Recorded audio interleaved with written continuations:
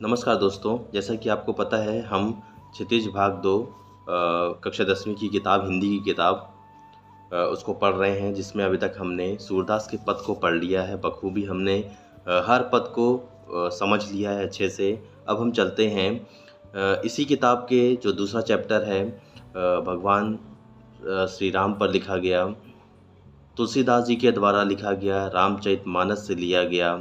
रामचरितमानस का सबसे महत्वपूर्ण कांड बाल्यकांड। आपको पता है कि रामचरितमानस 7 कांडों में लिखा गया है, जिसमें से एक है बालकांड। उसका एक अद्भुत हम देखेंगे यहाँ पे एक अद्भुत जो चीज़ें लिखी गई हैं इसमें, इन पंक्तियों में, जो कि दोहा और चौपाई के माध्यम से श्री तुलसीदास जी ने लिखा है, जो कि है राम लक्ष्मण परशुराम संवाद। भगवान श्री राम स्वयंवर पहुँचते हैं और स्वयंवर पहुँचने के बाद जब वो सीता स्वयंवर में पहुँचते हैं और सभी के द्वारा जब शिव धनुष को नहीं उठा पाते हैं और ना ही उसकी प्रत्यंचा चढ़ा पाते हैं, फिर आग्रह किया जाता है श्री राम से। श्री राम जाते हैं और आसानी से उस धनुष को उठाते हैं। उठा करके उस पर प्रत्यंचा जब चढ़ा रहे होते हैं, तभी वो धनुष टूट जाता है। धनुष के टूटते ही प्रभु परशुराम आते हैं और उनका क्रोध 7वें आसमान पर है।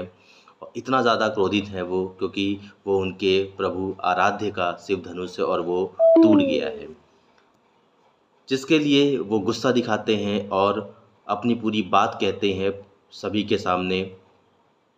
उनकी कठोर बातें सुन करके प्रभु श्री राम तो अपने आप को मृदु स्वभाव दिखाते हुए कुछ नहीं बोलते हैं, लेकिन उनके छोटे भाई लक्ष्मण को गुस्सा आ जाता है और वो बहुत सारे व्यंग परशुराम को बोलते हैं और यहीं से शुरुआत होता है राम लक्ष्मण परशुराम संवाद।